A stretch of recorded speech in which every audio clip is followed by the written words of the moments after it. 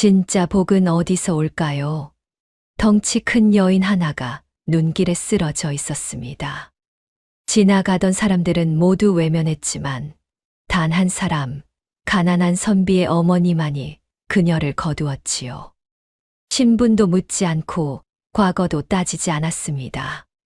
사람들은 식솔만 늘었다며 비웃었지만 이 선택 하나가 온 집안의 운명을 바꿉니다.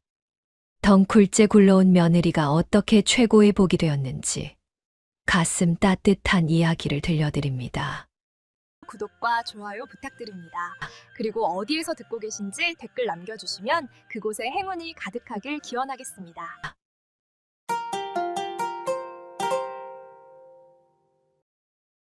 옛날 옛적 영조 대왕이 나라를 다스리던 시절이었습니다.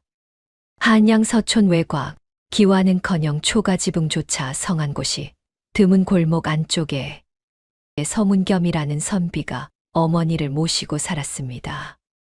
서문겸은 28, 혼기를 한참 넘긴 나이였지요. 그러나 혼처는커녕 중매조차 들어오지 않았습니다. 집안이 가난했기 때문이었습니다. 서문겸의 아버지는 일찍 세상을 떠났고 남은 건 병약한 어머니, 박씨 부인과 낡은 집 한 채, 그리고 몇 권의 책뿐이었습니다. 서문겸은 과거를 보러 4차례나 한양으로 올라갔으나 번번이 방 밖 이름이었습니다. 낙방을 거듭할수록 집안 형편은 더욱 기울었고 혼처를 찾기는 점점 어려워졌습니다. 마을 사람들은 수군거렸습니다. 서선비는 글만 읽다 늙겠구먼. 저 나이에 장가도 못 가니 혈통이 끊기겠어. 그러나 서문겸은 남의 말에 귀 기울이지 않았습니다. 그는 오직 책 속에서만 살았고 세상 일에는 둔했습니다. 아침에 일어나면 책상 앞에 앉았고 해가 지면 촛불을 켜고 또 책을 읽었습니다. 밥은 어머니가 차려주는 대로 먹었고 옷은 어머니가 꺼내주는 대로 입었습니다. 혼인 같은 건 더더욱 마음에 두지 않았습니다. 어머님만 편찮으시지 않으면 그만이지요. 서문겸은 그렇게 중얼거리며 또 책장을 넘겼습니다. 동네 안악들이 찾아와 혼처를 권할 때도 서문겸은 고개를 저었습니다. 저는 아직 과거에 급제하지 못했습니다. 장가는 그 후에 가도 늦지 않습니다. 선비님, 그러다 혼기를 다 놓치시겠어요. 괜찮습니다. 혼인은 제게 짐일 뿐입니다. 그는 정말로 그렇게 생각했습니다. 아내를 맞아들이면 먹여 살려야 하고 자식이 생기면 책 읽을 시간조차 없어질 것이라 여겼습니다. 반면 어머니 박씨 부인은 달랐습니다. 병색이 완연했으나 마음만은 따뜻한 분이었습니다. 집은 가난했지만 그녀는 누군가 문을 두드리면 언제나 문을 열어주었습니다. 이웃이 쌀 한 되를 빌리러 오면 쌀독을 기울여서라도 내주었고 동네 아이가 다쳐서 오면 약을 다려 먹였습니다. 사람을 귀히 여기는 집에는 하늘도 외면하지 않는 법이란다. 박씨 부인은 그렇게 말하곤 했습니다. 그러나 하늘의 뜻은 좀처럼 눈에 보이지 않았습니다. 남편을 일찍 여인 뒤에도 가난이 뼈에 사무쳐도 그녀는 인정을 잃지 않았습니다. 그 덕분인지 동네 사람들은 박씨 부인을 존경했습니다. 저 집부인은 진짜 어지러. 그러나 존경만으로는 약값을 마련할 수 없었습니다. 겨울이 깊어지자 박씨 부인의 기침은 더욱 심해졌습니다. 밤마다 기침 소리가 집안을 가득 채웠고 서문겸은 잠을 이루지 못했습니다. 어머님, 약을 지어야 합니다. 괜찮다. 봄이 오면 나아질 게다. 그러나 봄은 아직 멀었습니다. 눈은 계속 내렸고 추위는 뼛속까지 스며들었습니다. 어느 날 저녁 박씨 부인은 부엌에서 무언가를 꺼내 보자기에 쌌습니다. 어머님, 무엇을 하십니까? 이웃집에 좀 다녀오마. 이 추운 날씨에 어디를 가시려고요? 옆집 영감이 편찮다 하더구나. 약 한 첩 지어 먹으라고 가져다 주려고. 서문겸은 깜짝 놀랐습니다. 어머님, 그 약재는 어머님 드시라고 마련한 것 아닙니까? 나는 괜찮단다. 저 영감은 혼자 사니 더 급하지 않겠느냐. 박씨 부인은 그렇게 말하고는 문을 나섰습니다. 서문겸은 말릴 수 없었습니다. 어머니의 성품을 너무나 잘 알았기 때문입니다. 박씨 부인은 눈길을 걸어 이웃집으로 향했습니다. 한방눈이 내리는 밤이었습니다. 발걸음은 느렸지만 마음만은 가벼웠습니다. 사람을 먼저 보는 것, 그게 내가 살아온 길이지. 박씨 부인은 그렇게 중얼거리며 눈 쌓인 길을 걸어갔습니다. 그녀는 알지 못했습니다. 바로 그날 밤 자신이 베푼 인정이 몇 대로 돌아올 것이라는 사실을 말입니다. 알겠습니다. 박씨 부인이 이웃집에 약재를 전하고 돌아오는 길이었습니다. 한방눈이 쏟아지는 밤이었습니다. 골목은 어둠에 잠겨 있었고 발밑은 미끄러웠습니다. 박씨 부인은 조심조심 걸음을 옮겼습니다.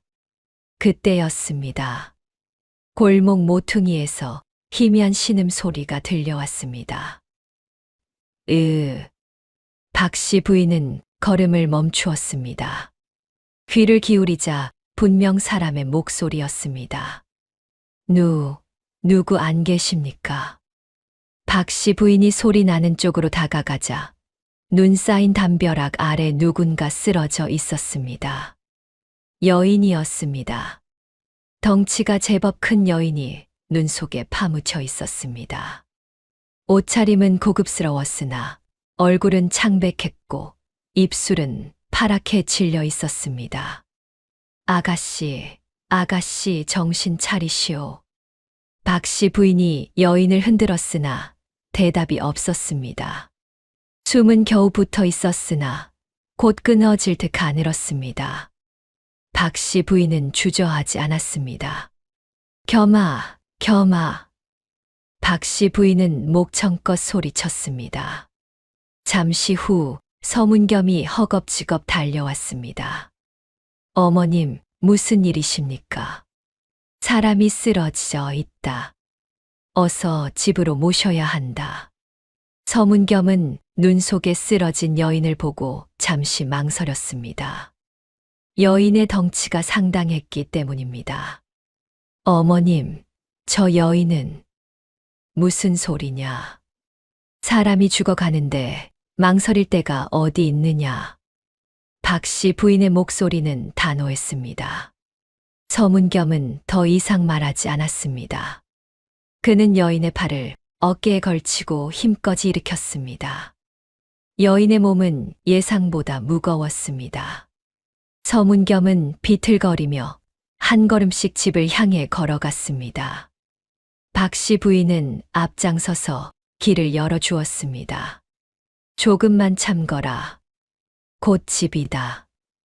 눈은 계속 내렸고 바람은 매서웠습니다. 서문겸의 이마에 땀이 맺혔으나 그는 멈추지 않았습니다. 마침내 집에 도착했습니다. 박씨 부인이 재빨리 방문을 열었고 서문겸은 여인을 방 안에 눕혔습니다. 어머님, 이 여인은 누구입니까? 나도 모른다. 하지만 사람을 구하는데 신분이 무슨 상관이냐? 박씨 부인은 여인의 옷을 풀고 이불을 덮어 주었습니다. 그리고는 부엌으로 달려가 뜨거운 물을 데웠습니다. 서문겸은 방 한 구석에 서서 여인을 바라보았습니다. 여인의 얼굴은 창백했으나 이목구비는 또렷했습니다. 옷차림으로 보아 천한 신부는 아닌 듯 했습니다. 대체 무슨 일로 이 추운 밤에 길거리에 쓰러져 있었을까? 서문겸은 의문이 들었으나 입 밖으로 꺼내지는 않았습니다. 박 씨 부인이 뜨거운 물을 가져와 여인의 손과 발을 녹여 주었습니다. 한참이 지나자 여인의 입술에 조금씩 붉은 기운이 돌았습니다. 다행이다. 숨이 붙어 있구나. 박 씨 부인은 안도의 한숨을 내쉬었습니다. 그날 밤 박 씨 부인은 여인 곁을 떠나지 않았습니다. 밤새 불을 지피고 이불을 덮어 주었습니다. 서문겸은 방 밖에서 어머니를 바라보았습니다. 어머님은 정말 대단하신 분이시다. 그는 그렇게 생각하며 조용히 물러났습니다. 눈은 여전히 내리고 있었습니다. 하지만 작은 집 안은 따뜻했습니다. 다음 날 아침 여인이 눈을 떴습니다. 천천히 눈을 뜨고 주변을 둘러보던 여인은 깜짝 놀라 몸을 일으켰습니다. 여기가 어디입니까? 박 씨 부인이 다가가 여인을 진정시켰습니다. 놀라지 마시오. 어젯밤 눈길에 쓰러져 계시기에 우리 집으로 모셨습니다. 여인은 박 씨 부인을 바라보았습니다. 그리고는 천천히 고개를 숙였습니다. 목숨을 구해 주셨습니다. 은혜를 어찌 갚아야 할지 모르겠습니다. 은혜라니요. 사람이 사람을 돕는 게 당연한 일 아니겠어요. 박 씨 부인은 따뜻한 죽을 가져다 주었습니다. 우선 이것부터 드시오. 기운을 차려야지요. 여인은 죽그릇을 받아 들었습니다. 그리고는 천천히 떠먹기 시작했습니다. 한 숟가락, 두 숟가락, 여인은 죽을 다 비웠습니다. 박 씨 부인은 빙그레 웃었습니다. 다행이구려. 식욕이 있으니 괜찮을게요. 여인은 빈 그릇을 내려놓고 박 씨 부인을 바라보았습니다. 부인, 이름이 어찌 되십니까? 박 씨라 하오. 그대는요? 저는 연수라 합니다. 연수는 그렇게만 말했습니다. 성도, 본관도 밝히지 않았습니다. 박 씨 부인은 더 묻지 않았습니다. 사람에게는 누구나 말하고 싶지 않은 사정이 있는 법이라 생각했기 때문입니다. 연수라는 이름이 참 고우시구려. 감사합니다. 잠시 침묵이 흘렀습니다. 연수는 입술을 깨물며 무언가 고민하는 듯 했습니다. 마침내 연수가 입을 열었습니다. 부인, 제 과거는 묻지 말아 주십시오. 그러겠습니다. 박 씨 부인은 담담하게 대답했습니다. 연수는 눈시울이 붉어졌습니다. 저는 갈 곳이 없습니다. 그렇군요. 하룻밤만 머물게 해 주십시오. 내일 아침이면 떠나겠습니다. 박 씨 부인은 고개를 저었습니다. 아직 몸이 회복되지 않았는데 어디를 가시겠어요? 며칠 더 머무시오. 하지만 괜찮습니다. 우리 집은 가난하지만 사람 하나 머물 자리는 있습니다. 연수는 더 이상 말하지 못했습니다. 목이 메었기 때문입니다. 그날 밤 연수는 박 씨 부인이 마련해 준 방에 누워 천장을 바라보았습니다. 이렇게 따뜻한 사람들이 세상에 있구나. 연수는 눈물을 흘렸습니다. 그동안 겪었던 일들이 주마등처럼 스쳐 지나갔습니다. 화려했던 과거, 잃어버린 모든 것. 하지만 연수는 그 이야기를 꺼내지 않았습니다. 아니, 꺼낼 수 없었습니다. 말하는 순간 이 따뜻한 집에서도 쫓겨날 것 같았기 때문입니다. 하룻밤만 더 이 따뜻함을 느끼고 싶다. 연수는 그렇게 중얼거리며 눈을 감았습니다. 방 밖에서는 박 씨 부인과 서문겸의 목소리가 들려왔습니다. 어머님, 저 여인은 분명 뭔가 사연이 있는 듯합니다. 그렇겠지. 하지만 묻지 말거라. 사람에게는 말하고 싶지 않은 아픔이 있는 법이란다. 하지만 혹시라도 겸아, 사람을 의심하기 전에 먼저 믿어주는 게 도리 아니겠느냐. 서문겸은 더 이상 말하지 않았습니다. 연수는 이불을 끌어당겨 얼굴을 묻었습니다. 그리고는 소리 없이 울었습니다. 다음 날 아침 연수는 짐을 꾸렸습니다. 박씨 부인이 빌려준 옷을 개어놓고 방을 깨끗이 정리했습니다. 그리고는 대문 앞에 섰습니다. 부인, 은혜 잊지 않겠습니다.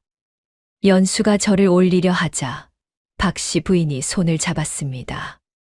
어디로 가시려고요?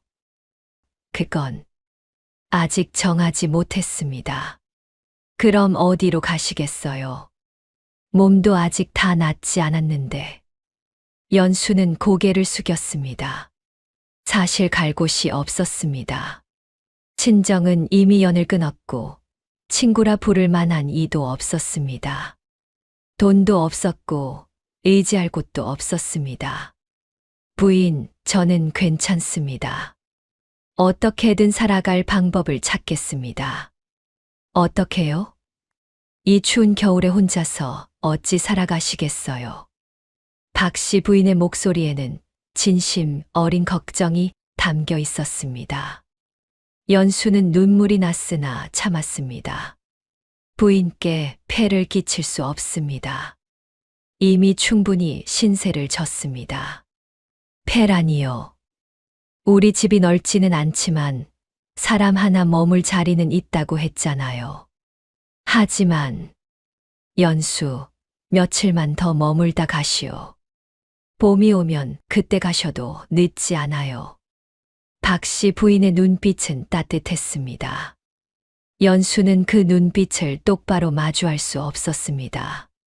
자신이 어떤 사람인지, 어떤 일을 겪었는지 말할 수 없었기 때문입니다. 부인, 저는 연수가 말을 잇지 못하자 박씨 부인이 손을 꼭 잡았습니다. 아무 말 안 해도 됩니다. 그저 여기 머물면서 몸이나 추스르시오. 연수는 더 이상 버티지 못했습니다. 감사합니다. 정말 감사합니다. 연수는 그 자리에서 무릎을 꿇고 절을 올렸습니다. 박씨 부인은 연수를 일으켜 세웠습니다. 절은 무슨 절이에요? 어서 들어가요. 아침밥을 먹어야지요. 그날부터 연수는 박씨 부인의 집에 머물게 되었습니다. 처음에는 하루, 이틀만 머물 생각이었습니다. 하지만 며칠이 지나도 연수는 떠나지 못했습니다.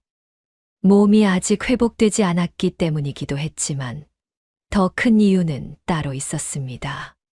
갈 곳이 정말로 없었기 때문입니다. 연수는 밤마다 천장을 바라보며 생각했습니다. 나는 이제 어떻게 살아야 하나. 과거의 화려함은 모두 사라졌습니다. 남은 건 이 무거운 몸뚱이와 말 못할 사연뿐이었습니다.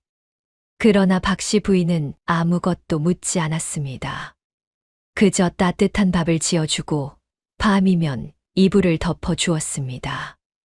연수는 그 작은 친절이 너무나 고마웠습니다. 이 은혜를 어떻게 갚아야 할까? 연수는 깊이 생각했습니다. 그리고 다음 날 아침 결심했습니다. 머무는 동안만이라도 이 집의 보탬이 되어야겠다고 말입니다. 연수는 조용히 일어나 부엌으로 향했습니다. 박씨 부인이 아침 준비를 하고 있었습니다. 부인, 제가 하겠습니다. 아니에요. 아직 몸이 성치 않은데. 괜찮습니다. 이만큼은 할 수 있습니다. 연수는 박씨 부인의 손에서 바가지를 건네받았습니다. 그리고는 능숙하게 쌀을 씻기 시작했습니다. 박씨 부인은 연수의 손놀림을 지켜보았습니다. 저 솜씨는 보통이 아니구나. 연수의 손은 거칠지 않았으나 이라는 법은 알고 있었습니다. 박 씨 부인은 연수의 과거가 궁금했으나 역시 묻지 않았습니다. 그저 조용히 곁에 서서 지켜볼 뿐이었습니다. 연수는 그날부터 집안일을 도맡아 했습니다. 누가 시키지도 않았는데 연수는 스스로 움직였습니다. 새벽이면 제일 먼저 일어나 마당을 쓸었고 부엌에 불을 지폈습니다. 쌀을 씻어 밥을 짓고 된장국을 끓였습니다. 박 씨 부인이 말렸으나 연수는 고집을 부렸습니다. 부인, 그냥 두세요. 이렇게라도 해야 마음이 편합니다. 하지만 몸이 아직 괜찮습니다. 이 정도는 할 수 있습니다. 연수는 빨래도 했고 물도 길어왔습니다. 겨울 우물물은 차가웠으나 연수는 불평하지 않았습니다. 손이 트고 빨개져도 묵묵히 일했습니다. 저녁이면 박 씨 부인의 약을 다렸습니다. 약재를 정성껏 다듬고 불을 조절하며 오래 다렸습니다. 약이 다 다려지면 정성껏 그릇에 담아 박 씨 부인께 드렸습니다. 연수, 이렇게까지 하지 않아도 됩니다. 부인, 제가 할 수 있는 건 이것뿐입니다. 연수의 눈빛은 진지했습니다. 박 씨 부인은 그런 연수가 기특하면서도 안쓰러웠습니다. 저 아이는 분명 무언가 큰 상처를 안고 있구나. 며칠이 지나자 집안은 눈에 띄게 달라졌습니다. 마당은 항상 깨끗했고 부엌은 정돈되어 있었습니다. 밥은 언제나 따뜻했고 빨래는 깨끗하게 개어져 있었습니다. 서문겸도 그 변화를 느꼈습니다. 어느 날 서문겸은 연수가 빨래하는 모습을 멀리서 지켜보았습니다. 연수는 빨래를 하면서도 자세가 곧았습니다. 허리를 굽히되 등은 펴고 있었습니다. 그 모습이 어딘가 기품 있어 보였습니다. 저 사람은 분명 양반집 교수였을 것이다. 서문겸은 그렇게 생각했습니다. 하지만 왜 이런 처지가 되었는지는 알 수 없었습니다. 며칠 후 연수는 박 씨 부인의 방을 청소하다가 오래된 옷을 발견했습니다. 부인, 이 옷은 어찌하시겠습니까? 아, 그건 남편이 입던 옷이란다. 버리려다 그냥 두었지. 연수는 옷을 들여다보았습니다. 천은 좋았으나 오래되어 낡았습니다. 부인, 제가 손질해도 되겠습니까? 손질이라니? 뜯어서 다시 지으면 도련님께서 입으실 수 있을 것 같습니다. 박 씨 부인은 놀랐습니다. 내가 바느질을 할 줄 아느냐? 예, 조금은 합니다. 연수는 그날 밤 바느질을 시작했습니다. 촛불 아래서 조심조심 바늘을 놀렸습니다. 한 땀 한 땀 정성껏 바느질했습니다. 서문겸은 방 밖에서 그 모습을 지켜보았습니다. 연수의 손놀림은 능숙했습니다. 저건 하녀의 바느질이 아니다. 서문겸은 확신했습니다. 연수는 분명 양반집 교수였을 것이라고 말입니다. 그러나 왜 이런 일을 하고 있는지 서문겸은 여전히 알 수 없었습니다. 며칠 후 옷이 완성되었습니다.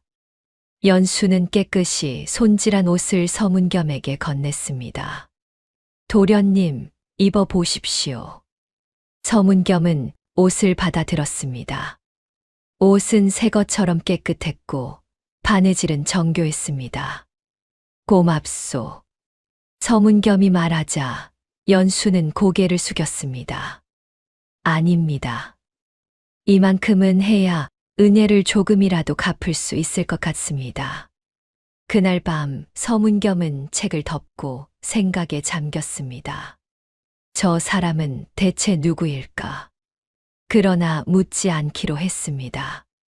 어머니의 말대로 사람에게는 말하고 싶지 않은 사연이 있는 법이니까요. 서문겸은 연수를 관찰했습니다. 의도한 것은 아니었으나 자꾸만 눈길이 갔습니다. 연수는 덩치가 컸습니다. 보통 여인보다 키도 크고 몸집도 두둑했습니다. 그러나 움직임은 조심스러웠습니다. 걸을 때도 소리를 내지 않으려 애썼고 물건을 다룰 때도 정중했습니다. 어느 날 서문겸은 연수가 박씨 부인과 대화하는 모습을 보았습니다. 부인, 오늘은 날씨가 쌀쌀하니 옷을 두껍게 입으셔야겠습니다.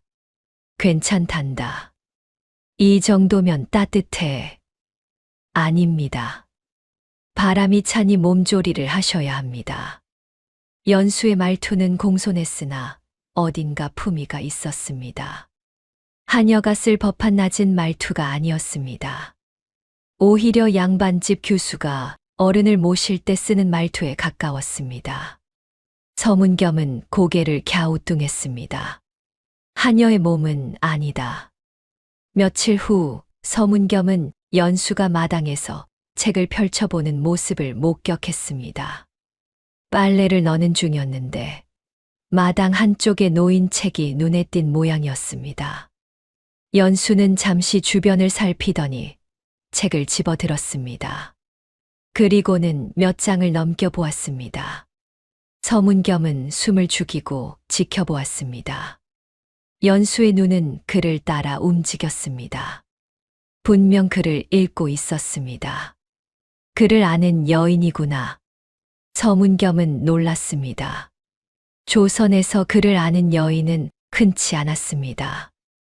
더군다나 연수처럼 자연스럽게 책을 넘기는 모습은 글을 배운 지 오래된 사람의 모습이었습니다. 연수는 잠시 책을 보다가 조심스럽게 내려놓았습니다. 그리고는 다시 빨래를 널기 시작했습니다. 서문겸은 방으로 돌아와 생각에 잠겼습니다. 저 사람은 분명 양반가 교수였을 것이다.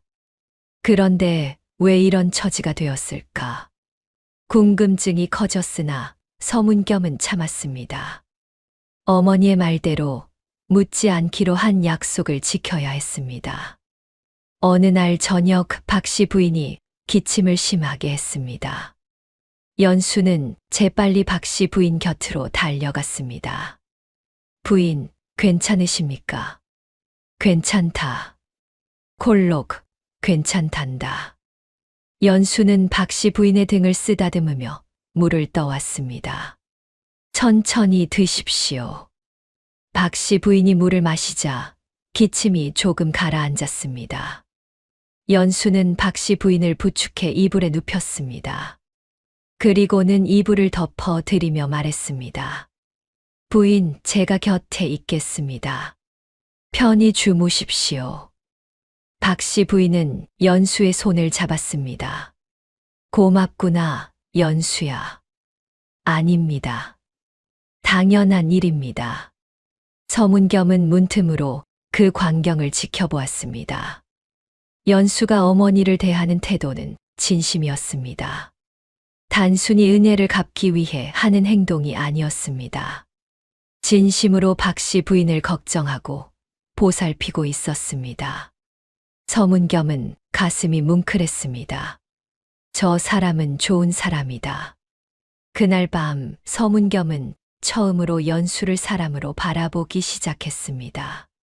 단순히 집에 머무는 손님이 아니라 한 사람으로 말입니다. 연수는 밤새 박씨 부인 곁을 지켰습니다. 이불이 흘러내리면 다시 덮어드렸고 기침을 하면 물을 떠다 드렸습니다. 새벽이 되어서야 연수는 자리에서 일어났습니다. 그리고는 부엌으로 가서 아침 준비를 시작했습니다. 서문겸은 방에서 그 소리를 들으며 생각했습니다. 저 사람은 분명 귀한 몸이었을 것이다. 하지만 지금은 이 집에서 가장 고귀한 마음을 가진 사람이다.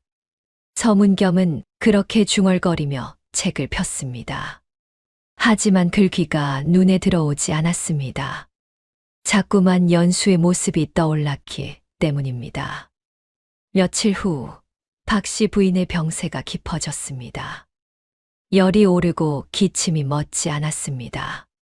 서문겸은 걱정이 태산 같았으나 약을 지을 돈이 없었습니다. 어머님, 제가 무언가 방법을 찾아보겠습니다. 괜찮다. 그냥 지나가겠지. 하지만 박 씨 부인의 얼굴은 날로 수척해졌습니다. 연수는 그 모습을 보며 가슴이 아팠습니다. 내가 무언가 해야 한다. 연수는 밤새 고민했습니다. 그리고 다음 날 아침 결심했습니다. 연수는 자신이 가지고 있던 마지막 물건을 꺼냈습니다. 작은 은비녀였습니다. 쓰러졌을 때 머리에 꽂고 있던 것이었습니다. 연수는 그 비녀를 품에 넣고 조용히 집을 나섰습니다. 서문겸이 물었습니다. 어디 가시오? 잠시 다녀오겠습니다. 연수는 시장으로 향했습니다. 그리고 은비녀를 팔았습니다. 비녀는 제법 값이 나갔습니다.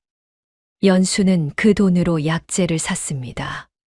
박 씨 부인께 필요한 약재를 모두 샀습니다. 집으로 돌아온 연수는 곧바로 약을 다리기 시작했습니다. 정성껏 약재를 다듬고 불을 조절하며 오래 다렸습니다.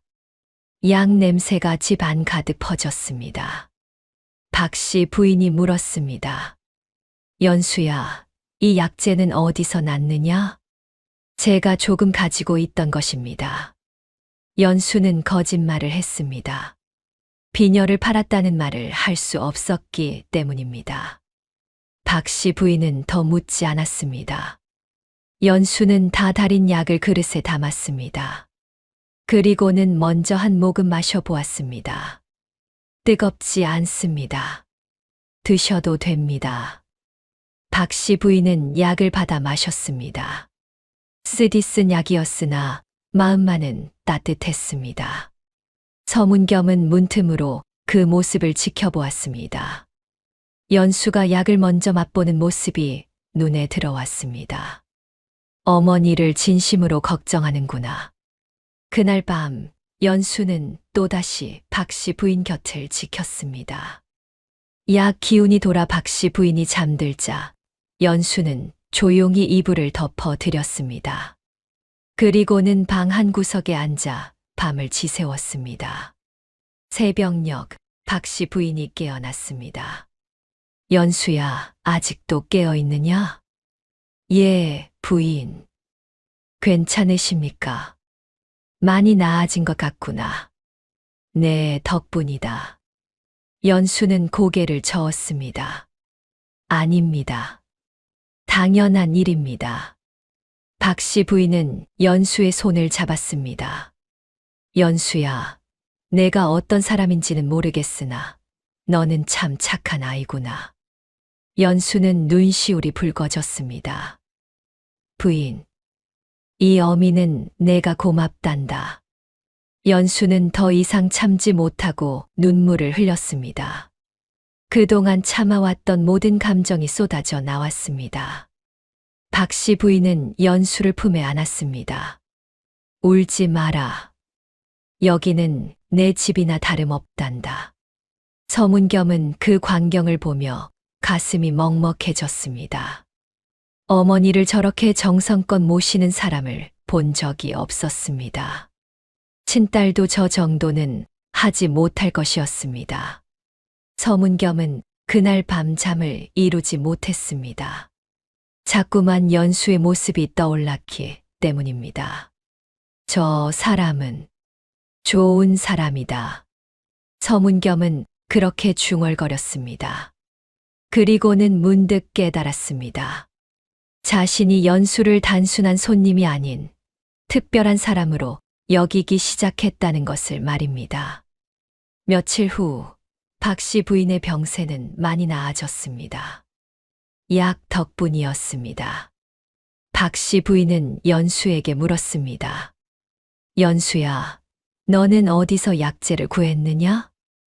연수는 잠시 망설이다가 대답했습니다. 제가 가진 물건을 팔았습니다. 무슨 물건이냐? 비녀였습니다. 박 씨 부인은 깜짝 놀랐습니다.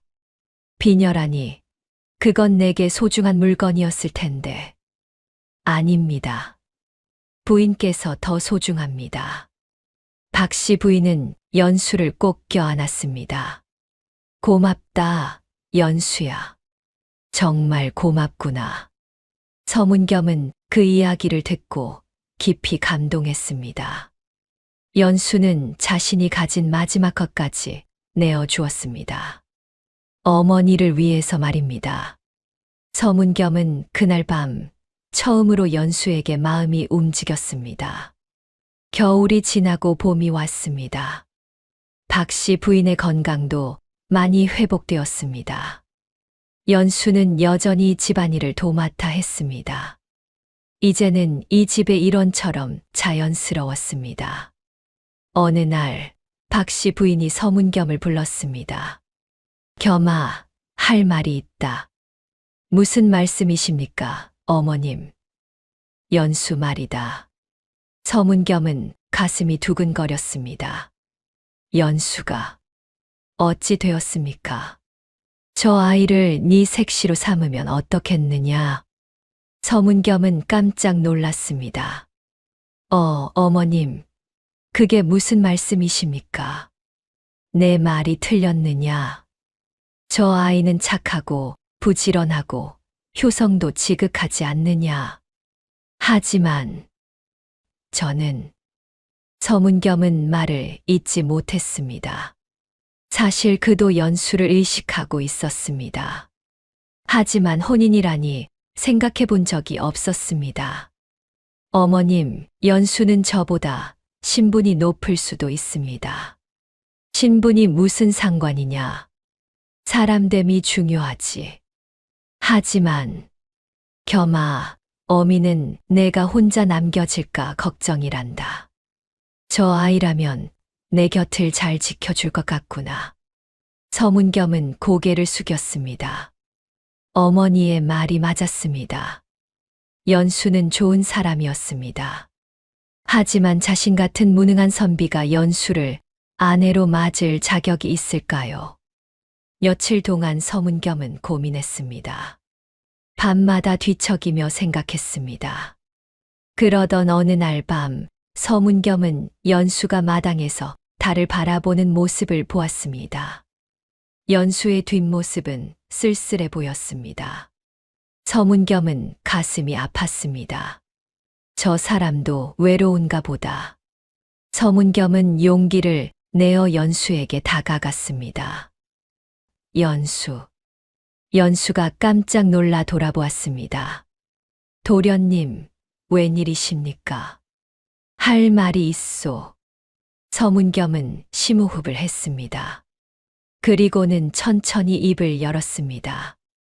연수, 나와 혼인하지 않겠소. 연수는 눈이 휘둥그레졌습니다. 도련님, 그게 무슨 말씀이십니까? 나는 가난하고 무능하오. 과거에도 번번이 떨어지는 무능한 선비이지요. 서문겸은 고개를 숙였습니다. 하지만 당신을 보살피고 싶소. 연수는 말문이 막혔습니다. 도련님, 저는 당신이 어떤 사람인지, 어떤 과거를 가졌는지 묻지 않겠소. 다만 지금 이 순간부터 함께하고 싶소. 연수는 눈물이 났습니다. 자신 같은 사람을 받아주겠다니. 과거도 묻지 않고 신분도 따지지 않고 말입니다. 도련님, 저는 무거운 몸입니다. 상관없소. 저는 과거를 말할 수 없습니다. 괜찮소. 그래도 괜찮으시겠습니까?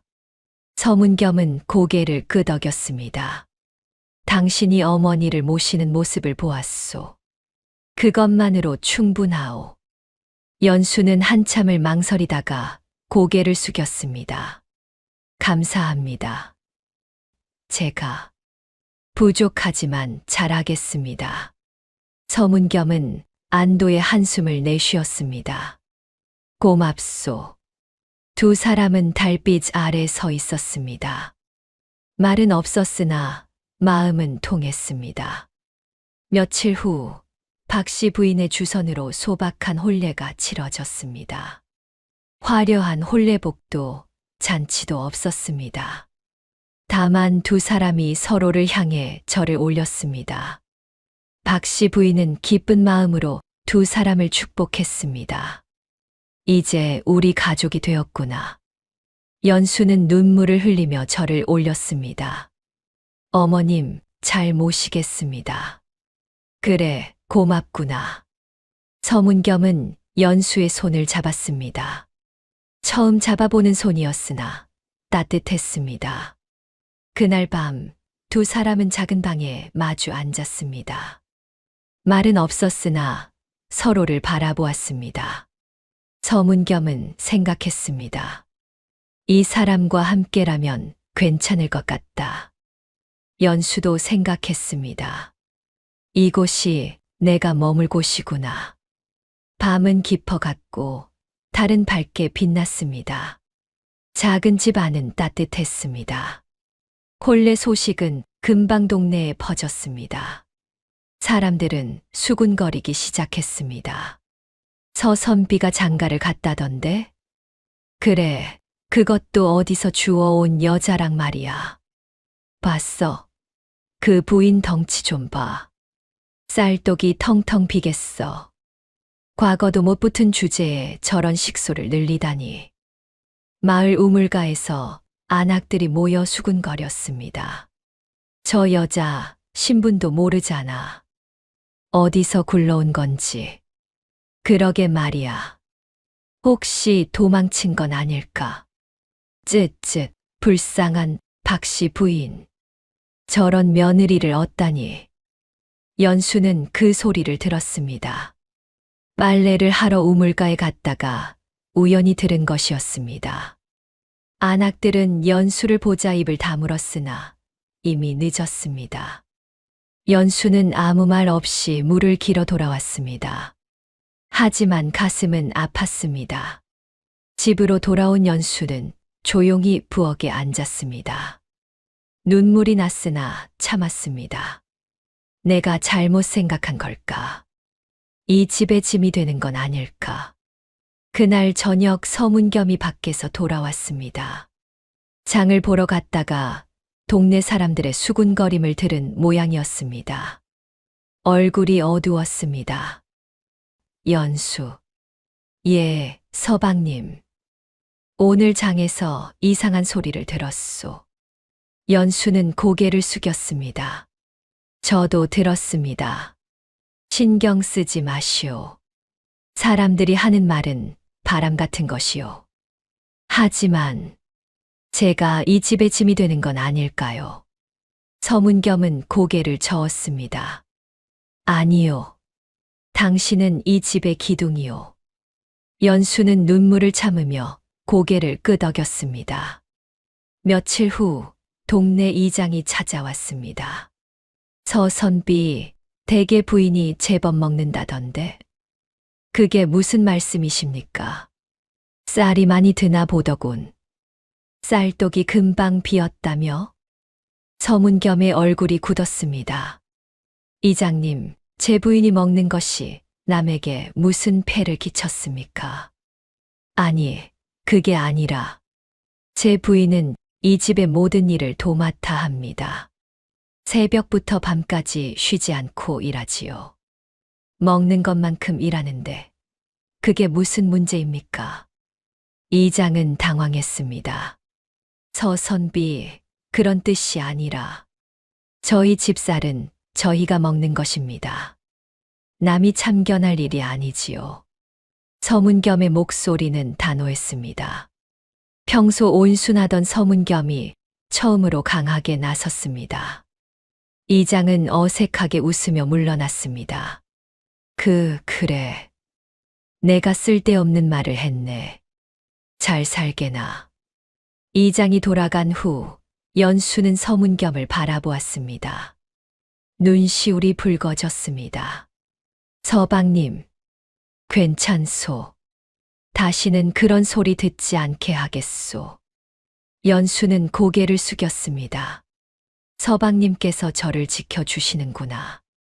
그날부터 연수는 밥을 적게 먹기 시작했습니다. 원래 식사량이 많았으나 의도적으로 줄였습니다. 박 씨 부인이 걱정했습니다. 연수야, 왜 밥을 안 먹느냐? 배가 부릅니다, 어머님. 거짓말 마라. 내가 원래 얼마나 먹는지 내가 모르겠느냐. 연수는 고개를 숙였습니다. 저 때문에 집안에 쌀이 많이 든다고 합니다. 박 씨 부인은 연수의 손을 잡았습니다. 그런 소리 듣지 마라. 내가 먹는 만큼 일하지 않느냐. 하지만 연수야, 사람은 먹어야 일할 힘이 생기는 법이란다. 하지만 연수는 여전히 밥을 적게 먹었습니다. 동네 사람들의 시선이 무서웠기 때문입니다. 어느 날 연수가 우물가에 갔을 때였습니다. 한 안악이 대놓고 비웃었습니다. 어머, 저기서 선비네 부인 온다. 쌀독 비우는 부인. 다른 안악들도 킥킥거리며 웃었습니다. 저 덩치 좀 봐. 한 사람 먹을 걸 세 사람이 먹겠네. 서선비가 과거 붓기는 글렀어. 쌀 사는데 돈 다 들겠지 뭐. 연수는 물동이를 들고 돌아서려 했습니다. 그때 한 안악이 일부러 발을 걸었습니다. 연수는 비틀거렸으나 넘어지지 않았습니다. 물동이를 꽉 잡고 버텼습니다. 어머, 넘어지지도 않네. 역시 덩치가 크니까. 안악들은 깔깔 웃었습니다. 연수는 참았습니다. 눈물을 삼키고 고개를 숙이고 묵묵히 집으로 돌아왔습니다. 그날 밤 연수는 방 안에서 조용히 울었습니다.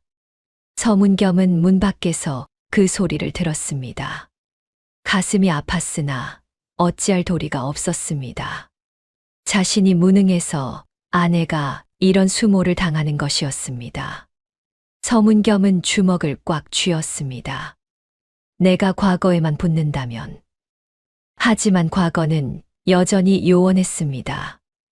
다음 날 아침 박 씨 부인은 연수의 그릇에 밥을 수북이 담았습니다. 어머님, 너무 많습니다. 많기는 내가 일하는 걸 보면 이것도 모자랄 판이다. 하지만 사람들이 박 씨 부인은 손을 저었습니다. 사람들 말 신경 쓰지 마라. 우리 집쌀은 우리가 먹는 거란다. 연수는 눈시울이 붉어졌으나 밥을 먹기 시작했습니다. 그날 오후 박 씨 부인은 지팡이를 짚고 우물가로 향했습니다. 몸이 아직 온전치 않았으나 할 말이 있었습니다. 우물가에는 예상대로 안악들이 모여 있었습니다. 어머, 박 씨 부인께서 오시네. 안악들은 어색하게 인사했습니다. 박 씨 부인은 천천히 다가가 우물가에 섰습니다. 여러분, 잠깐 들어보시오. 안악들은 수군거리며 박 씨 부인을 바라보았습니다. 우리 며느리 연수 말이오. 안악들은 서로 눈치를 보았습니다.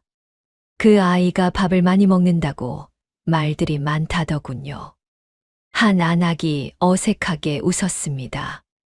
아니, 그게 아닙니다. 사실이지요. 우리 며느리는 밥을 많이 먹습니다. 박 씨 부인은 담담하게 말했습니다. 하지만 여러분, 그 아이가 얼마나 일하는지 아십니까? 안악들은 입을 다물었습니다. 새벽 일찍 일어나 마당을 쓸고 밥을 짓고 빨래를 하지요. 낮에는 쉬지 않고 집안일을 하고 밤에는 내 약을 다립니다. 박 씨 부인의 목소리는 떨렸으나 단호했습니다. 그 아이는 먹는 만큼 일합니다. 아니, 먹는 것보다 더 많이 일하지요. 한 안악이 변명하듯 말했습니다. 그래도 여자가 그렇게 많이 먹으면 어떻습니까? 박 씨 부인의 눈빛이 날카로워졌습니다. 사람은 일하려면 먹어야 합니다. 제 며느리가 게으르게 먹기만 한다면 모를까. 온종일 쉬지 않고 일하는데 밥 먹는 것도 눈치를 봐야 합니까? 안악들은 고개를 숙였습니다. 그리고 말입니다. 박 씨 부인은 한 걸음 더 다가갔습니다. 우리 집쌀은 우리가 먹는 것입니다. 남의 집쌀독을 들여다보며 이러쿵저러쿵 말할 일이 아니지요. 부인, 그게 아니라 제 며느리가 신분이 불분명하다고도 하더군요. 박 씨 부인은 목소리를 높였습니다. 신분이 무슨 상관입니까? 사람 됨됨이가 중요하지. 제 며느리는 효성스럽고 부지런하고 착한 아이입니다. 그것만으로 충분합니다. 우물가는 조용해졌습니다. 아무도 감히 말대꾸를 하지 못했습니다. 박 씨 부인은 천천히 둘러보았습니다. 여러분, 부디 제 며느리를 괴롭히지 마십시오. 그 아이는 이미 충분히 상처받았습니다. 박 씨 부인의 목소리는 떨렸습니다. 만약 다시 한번 제 며느리를 함부로 대한다면 이 늙은이가 가만히 있지 않을 것입니다. 안악들은 고개를 숙였습니다. 박 씨 부인은 물동이를 들고 천천히 집으로 돌아왔습니다. 연수는 대문 앞에서 박 씨 부인을 기다리고 있었습니다. 우물가에서 있었던 일을 들은 모양이었습니다. 어머님. 연수는 눈물을 흘리며 박 씨 부인을 부축했습니다. 왜 그러시는 겁니까? 몸도 성치 않으신데. 연수야. 박 씨 부인은 연수의 손을 꼭 잡았습니다. 이 집 며느리는 내가 지킨다.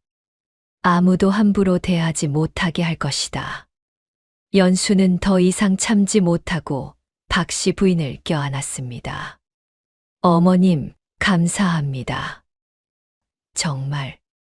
정말 감사합니다. 박 씨 부인은 연수의 등을 토닥였습니다. 울지 마라. 너는 이제 이 집 사람이란다. 그날 밤 연수는 처음으로 밥을 배불리 먹었습니다. 더 이상 눈치 보지 않고 마음껏 먹었습니다. 박 씨 부인은 그 모습을 흐뭇하게 바라보았습니다. 그래, 그렇게 먹어야지. 서문겸도 빙그레 웃었습니다. 어머님, 오늘 우물가에서 큰일을 하셨다던데요. 할 말을 했을 뿐이다. 고맙습니다, 어머님. 연수가 눈물을 흘리며 말했습니다. 박 씨 부인은 두 사람을 번갈아 바라보았습니다. 우리는 가족이란다. 가족은 서로를 지켜주는 것이지. 그날 밤 작은 집 안은 따뜻했습니다. 밖에서는 여전히 찬바람이 불었으나 집 안은 온기로 가득했습니다. 연수는 깊은 감동을 느꼈습니다. 이곳이 정말 내 집이구나. 연수는 그렇게 생각하며 결심했습니다. 이 가족을 지키겠다고 말입니다. 어떤 일이 닥쳐도 말입니다. 평온한 날들이 이어졌습니다. 박 씨 부인의 일갈 이후 동네 사람들은 더 이상 함부로 말하지 않았습니다. 연수는 마음 편히 집안일을 했고 서문겸은 과거 준비에 매진했습니다. 봄이 깊어지고 여름이 왔습니다.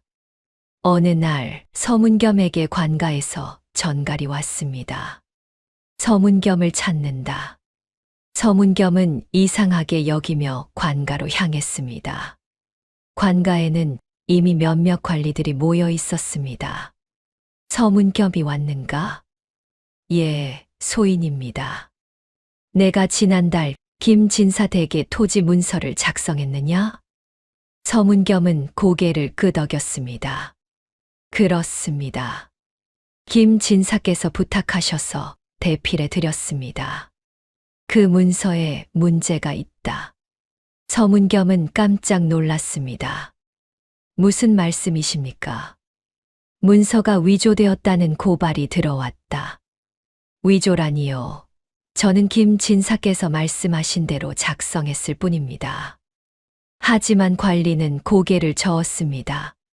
김 진사는 그런 적 없다고 부인하고 있다. 서문겸은 얼굴이 창백해졌습니다. 그럴 리가 없습니다.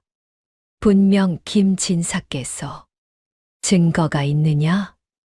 서문겸은 말문이 막혔습니다. 증거가 없었습니다. 김 진사와 단둘이 만나 문서를 작성했기 때문입니다. 서문겸, 너를 문서 위조 혐의로 구금한다. 아닙니다. 저는 억울합니다. 하지만 서문겸은 그 자리에서 붙잡혔습니다. 옥에 갇힌 서문겸은 억울함에 몸을 떨었습니다. 왜 김 진사께서 거짓말을 하시는 거지? 서문겸은 며칠 전 일을 떠올렸습니다. 김 진사가 찾아와 토지 문서 작성을 부탁했습니다. 서선비, 글씨가 좋으니 부탁하네. 서문겸은 흔쾌히 승낙했고 김 진사가 불러주는 대로 문서를 작성했습니다. 그런데 그것이 위조 문서였다니. 내가 이용당한 것인가? 서문겸은 절망했습니다. 집에서는 연수와 박씨 부인이 소식을 듣고 놀랐습니다. 서방님이 옥에 갇혔다고요? 그렇다더구나. 문서 위조 혐의라던데.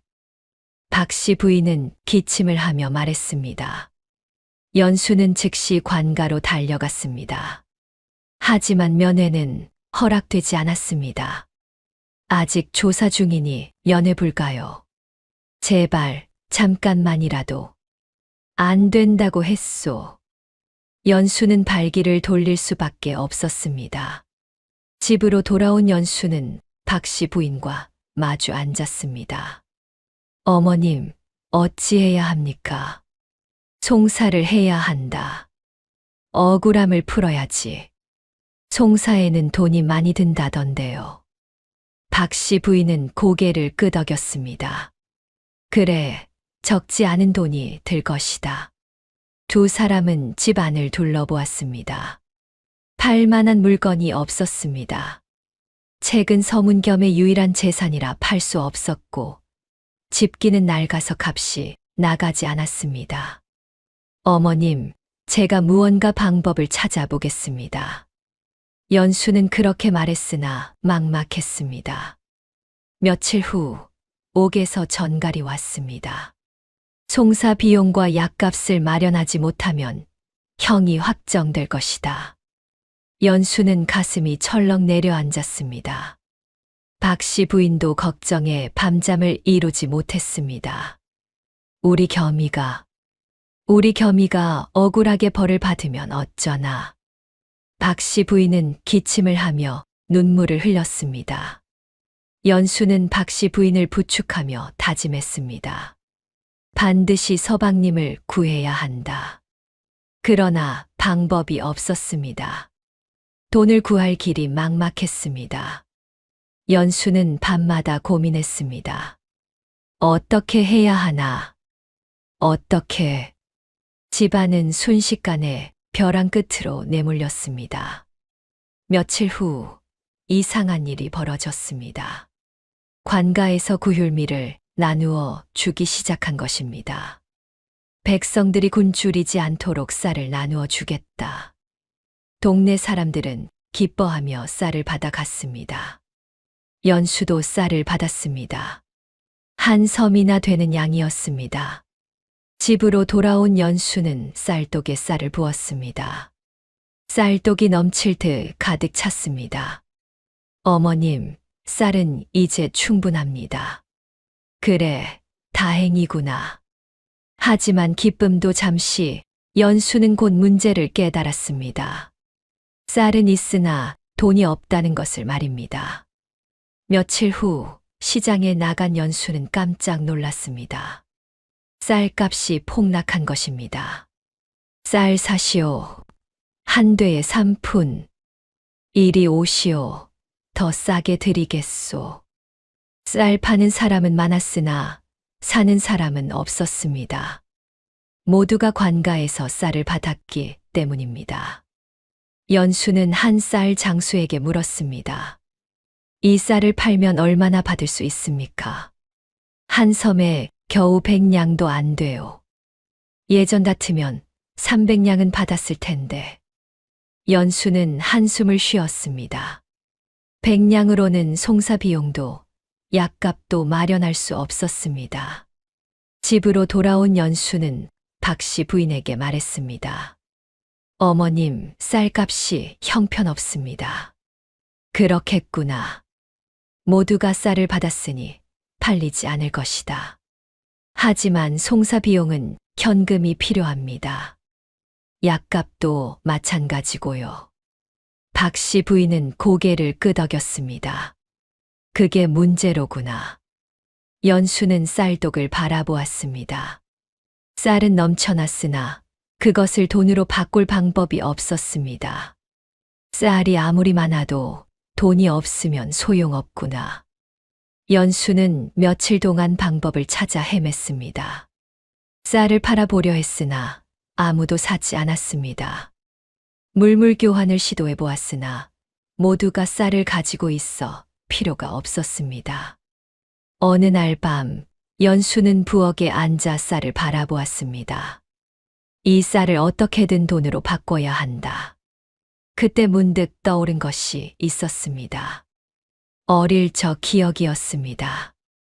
연수가 아직 부잣집 교수였을 때 큰 잔치를 준비하는 것을 본 적이 있었습니다.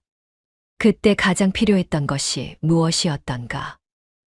떡이었다. 연수는 눈을 반짝였습니다.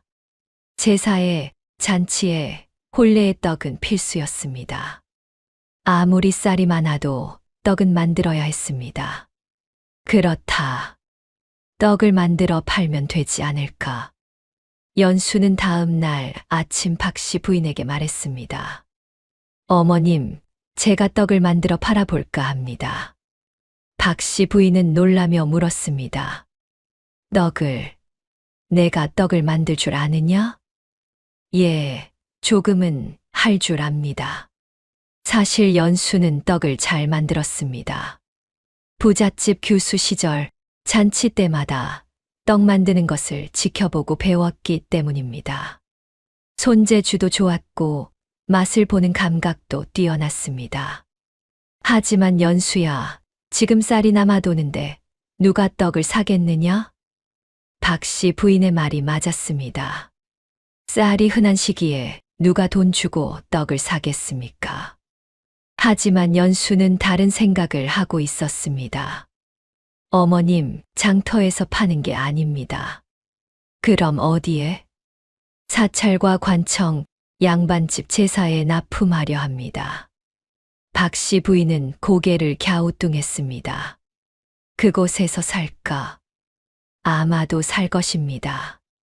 제사에는 반드시 떡이 필요하니까요. 연수는 확신에 차 있었습니다. 제사상에는 반드시 떡이 올라갔습니다. 아무리 쌀이 흔해도 제사떡은 정성껏 만든 것을 써야 했습니다. 그리고 양반집이나 관청, 사찰은 돈이 있었습니다. 그들에게 팔면 된다. 연수는 결심했습니다. 다음 날, 연수는 떡을 만들기 시작했습니다. 연수는 이웃집 문을 두드렸습니다. 누구십니까? 저 서문겸의 아내 연수입니다. 문이 열리고 안악이 나왔습니다. 무슨 일이십니까? 떡시루를 빌려주실 수 있겠습니까? 안악은 의아한 표정을 지었습니다. 떡시루요? 무슨 일에 쓰시게요? 떡을 만들어 팔려고 합니다. 안악은 눈을 휘둥그레 떴습니다. 떡을 파신다고요? 지금 이 시기에요. 예. 안악은 어이없다는 듯 웃었습니다. 부인 정신이 있으신 겁니까? 지금 쌀이 남아도는데 누가 떡을 사겠어요? 그래도 해보려 합니다. 안악은 고개를 저었습니다. 쯔쯔, 남편이 옥에 갇혀서 정신이 나갔나 보네. 떡시루는 빌려 드릴 수 없습니다. 문이 닫혔습니다. 연수는 한숨을 쉬고 다른 집을 찾아갔습니다. 하지만 결과는 마찬가지였습니다. 떡을 판다고요? 하하, 웃기는 소리 하시네. 쌀이 남아도는데 떡이라니. 미친 짓 아닙니까? 우리 떡시루 망가뜨릴 셈입니까? 안 됩니다. 연수는 여러 집을 돌아다녔으나 아무도 떡시루를 빌려주지 않았습니다. 마을 우물가에서는 이미 소문이 퍼져 있었습니다. 들었어. 서선빈의 부인이 떡 장사를 한다던데. 말도 안 되는 소리지. 지금 쌀이 헐값인데 누가 떡을 사? 남편 잃고 정신 나간 거 아닐까? 저 덩치로 떡이나 만들겠다니. 먹기만 하더니 이제 팔겠다는 거야? 안악들은 킥킥거리며 웃었습니다. 연수는 그 소리를 들었으나 개의치 않았습니다. 반드시 해내야 한다. 연수는 집으로 돌아와 박씨 부인에게 말했습니다. 어머님 떡시루를 빌리지 못했습니다. 그렇구나. 사람들이 비웃었겠지. 예, 하지만 괜찮습니다. 연수는 마음을 다잡았습니다. 어머님 떡시루를 사야겠습니다. 뭘로 사겠느냐? 돈이 없는데. 연수는 잠시 생각하다가 말했습니다. 제 옷을 팔겠습니다. 연수는 쓰러졌을 때 입고 있던 옷을 꺼냈습니다. 비단으로 만든 고급 옷이었습니다. 마지막 남은 재산이었습니다. 연수야, 그건. 괜찮습니다, 어머님. 옷은 다시 마련할 수 있지만 서방님을 구할 기회는 지금뿐입니다. 연수는 옷을 들고 시장으로 갔습니다. 그리고 헌옷 장수에게 팔았습니다. 이 옷이면 제법 값이 나가겠는데요. 헌옷 장수는 옷을 살펴보며 말했습니다. 좋은 비단이요. 심냥 드리겠소. 연수는 그 돈으로 떡시루와 떡 만드는 도구를 샀습니다. 그리고 집으로 돌아왔습니다. 박씨 부인은 연수를 안쓰럽게 바라보았습니다. 연수야, 정말 괜찮겠느냐? 예, 어머님. 저는 할 수 있습니다. 연수는 그날 밤부터 떡을 만들기 시작했습니다. 쌀을 불리고 방아로 빻았습니다. 손은 거칠어졌으나 연수는 멈추지 않았습니다.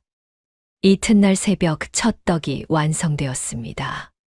하얀 절편과 고소한 인절미였습니다. 연수는 떡을 바구니에 담았습니다. 그리고 첫 번째 손님을 찾아 나섰습니다. 동네 사람들은 연수를 보며 비웃었습니다. 저기 떡 파는 부인 간다. 쌀이 남아도는데 떡이라니. 하나도 못 팔걸. 저 무거운 몸으로 장사를 하겠다고? 웃기는 일이야. 연수는 그 말들을 듣지 않았습니다. 아니, 듣지 않으려 애썼습니다. 나는 할 수 있다. 반드시 해낸다. 연수는 바구니를 들고 걸어갔습니다. 첫 번째 목적지는 마을 근처 작은 사찰이었습니다. 사찰문 앞에서 연수는 심호흡을 했습니다. 할 수 있다. 연수는 문을 두드렸습니다. 잠시 후 중년의 스님이 나왔습니다. 무슨 일이십니까? 스님, 떡을 납품하고 싶어 왔습니다. 스님은 바구니를 내려다보았습니다. 떡이라. 우리 절은 가난해서 떡을 살 여유가 없습니다. 스님, 다음 주가 초하루 아닙니까? 불공의 떡이 필요하실 겁니다. 스님은 잠시 망설이다가 말했습니다.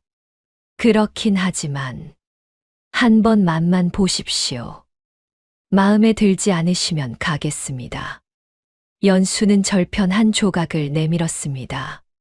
스님은 받아서 입에 넣었습니다. 눈이 커졌습니다. 이거 맛이 일품이군요. 감사합니다. 쌀은 어떤 것을 쓰셨습니까? 관가에서 받은 구휼미입니다. 하지만 정성껏 골라서 만들었습니다. 스님은 고개를 끄덕였습니다. 좋습니다. 절편 10개만 주십시오. 연수는 기뻐하며 떡을 건넸습니다. 감사합니다, 스님. 스님은 돈 대신 쌀과 나무를 주었습니다. 돈이 없어 이것으로 대신하겠습니다. 괜찮습니다. 고맙습니다. 연수는 첫 거래를 성사시켰습니다. 작은 성공이었으나 큰 희망이었습니다. 다음 목적지는 양반집이었습니다. 대문을 두드리자 하인이 나왔습니다. 무슨 일이요? 떡을 납품하러 왔습니다. 제사에 쓰실 떡이 필요하지 않으신지요? 하인은 코웃음을 쳤습니다. 우리 집은 직접 떡을 만드오. 필요 없소. 문이 닫혔습니다. 연수는 실망했으나 포기하지 않았습니다. 다음 집 또 다음 집을 찾아갔습니다. 대부분 문전박대를 당했으나 가끔 사주는 곳도 있었습니다. 해가 저물 무렵 연수는 바구니가 거의 빈 채로 집으로 돌아왔습니다. 박씨 부인이 물었습니다. 연수야, 어떻게 되었느냐? 다 팔았습니다, 어머님. 정말이냐? 연수는 받아온 물건들을 내놓았습니다. 쌀, 나물, 그리고 약간의 돈이었습니다. 많지는 않지만 시작입니다. 박씨 부인은 연수의 손을 잡았습니다. 잘했다, 연수야.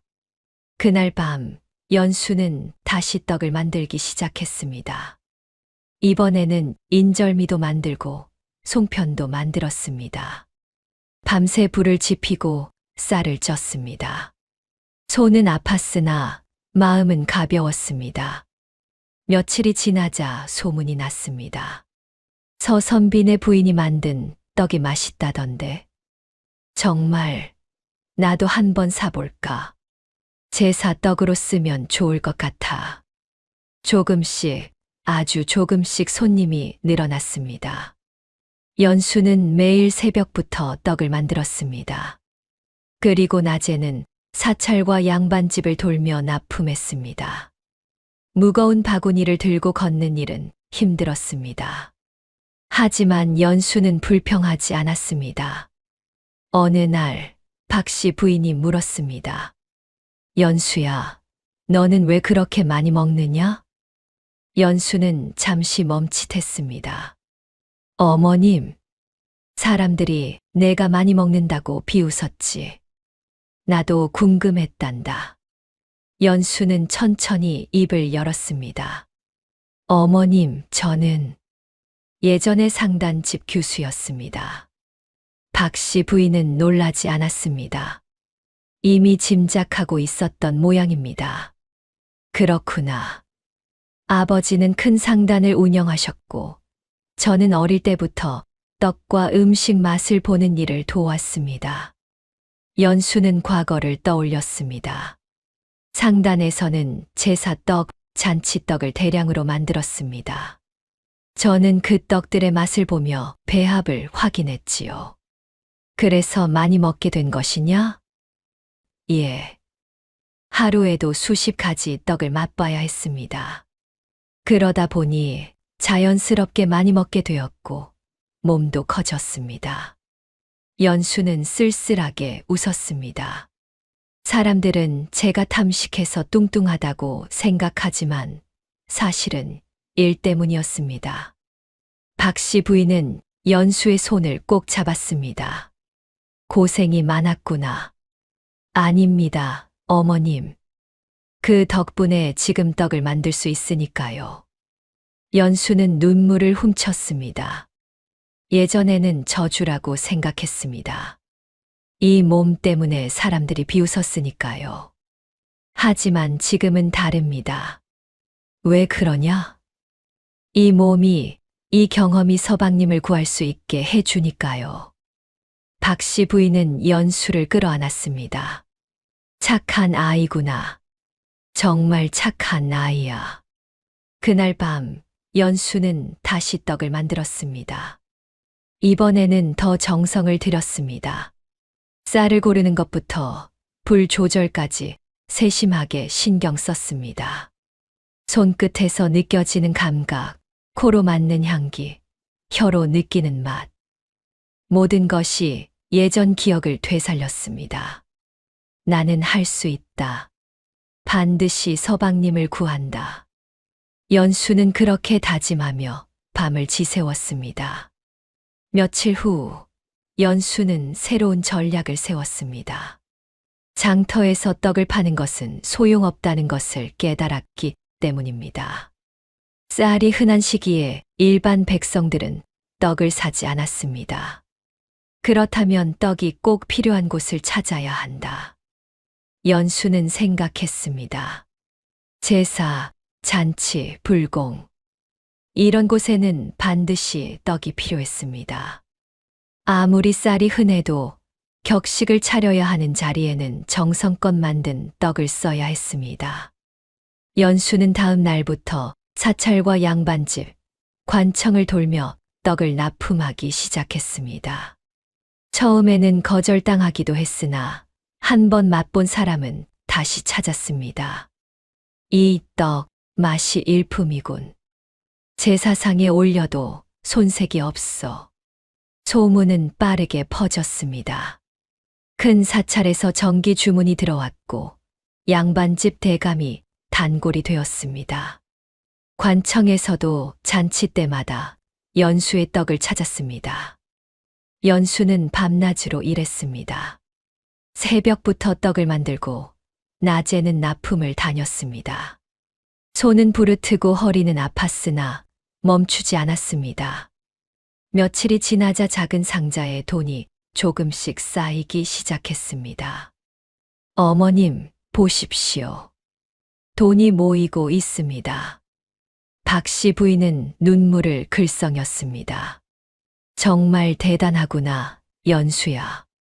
하지만 연수는 단순히 돈만 모으는 것이 아니었습니다. 납품을 다니며 귀를 열어두었습니다.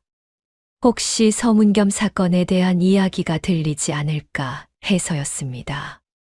어느 날 큰 양반집에 떡을 납품하러 갔을 때였습니다. 주방에서 하인들이 수군거리는 소리가 들렸습니다. 김진사 댁이 요즘 큰 땅을 샀다던데. 그 양반 어디서 그런 돈이 났대. 토지 문서를 조작해서 남의 땅을 빼앗았다는 소문도 있어. 연수는 귀가 번쩍 뜨였습니다. 김진사. 바로 서방님을 모함한 그 사람이었습니다. 연수는 조심스럽게 물었습니다. 김진사 댁이 어디 있습니까? 남촌 큰 기와집이지. 왜 그러시오? 아, 그냥 궁금해서요. 연수는 그날 떡 납품을 마치고 김진사 댁 근처로 향했습니다. 멀리서 집을 살펴보았습니다. 큰 기와집이었고 하인들이 분주히 드나들었습니다. 저 사람이 서방님을 이용해서 불을 쌓았구나. 연수는 며칠 동안 김진사 댁을 관찰했습니다. 그리고 한 가지 사실을 알아냈습니다. 김진사가 자주 기생집에 드나든다는 것이었습니다. 술자리에서 말을 흘릴 수도 있겠구나. 연수는 계획을 세웠습니다. 연수는 떡 장사를 계속하면서도 김진사를 주시했습니다. 며칠을 관찰한 끝에 한 가지 사실을 알아냈습니다. 김진사에게 신복 하인이 있다는 것이었습니다. 연수는 그 하인을 찾아냈습니다. 최서방이라 불리는 중년 남자였습니다. 어느 날 연수는 최서방이 혼자 시장을 걷는 것을 보았습니다. 연수는 다가가 말을 걸었습니다. 최서방님 아니십니까? 최서방은 고개를 돌렸습니다. 누구시오? 떡 장사를 하는 사람입니다. 혹시 댁에 떡을 납품할 수 있을까요? 최서방은 고개를 저었습니다. 우리 집은 필요 없소. 한 번만 맛을 보십시오. 후회하지 않으실 겁니다. 연수는 준비해 온 떡을 내밀었습니다. 최서방은 마지못해 받아 먹었습니다. 그리고 눈이 커졌습니다. 이거 맛이 좋은데? 며칠 후 최서방이 다시 연수를 찾아왔습니다. 부인, 주인 양반께서 떡이 마음에 드신다고 하셨소. 앞으로 우리 집에 납품해 주시오. 연수는 기뻐하며 고개를 숙였습니다. 감사합니다. 그날부터 연수는 김진사 댁에 정기적으로 떡을 납품하게 되었습니다. 떡을 가져갈 때마다 최서방과 이야기를 나누었습니다. 처음에는 떡 이야기, 날씨 이야기였습니다. 하지만 점점 최서방은 마음을 열기 시작했습니다. 부인, 떡이 정말 맛있소.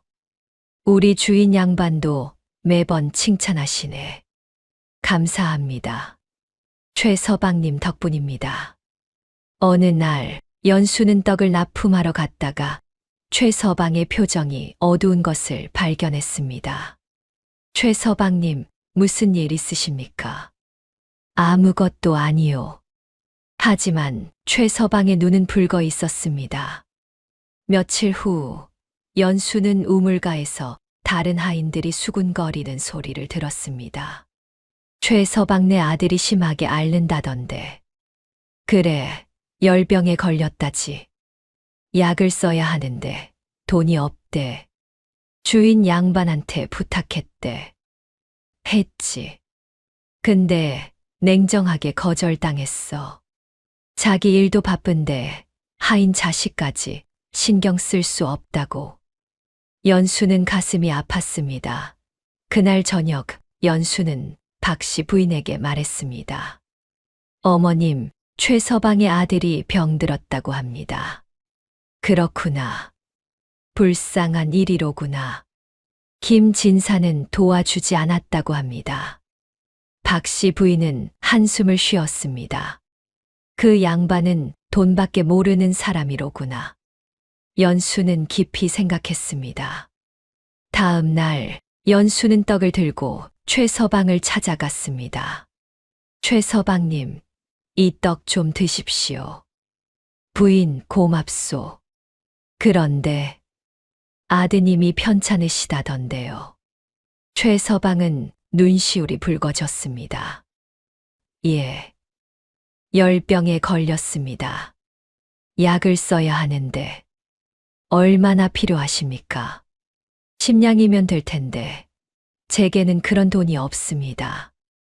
연수는 품에서 돈주머니를 꺼냈습니다. 떡 장사로 번 돈이었습니다. 이걸 쓰십시오. 최서방은 깜짝 놀라 손을 저었습니다. 안 됩니다. 이렇게 큰 돈을. 괜찮습니다. 아드님이 먼저입니다. 부인, 저는 부인께 갚을 길이 없습니다.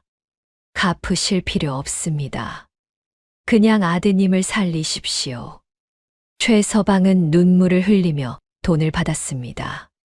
부인, 이 은혜를 평생 잊지 않겠습니다. 며칠 후 최서방의 아들은 약을 먹고 건강을 되찾았습니다. 최서방은 연수를 찾아왔습니다.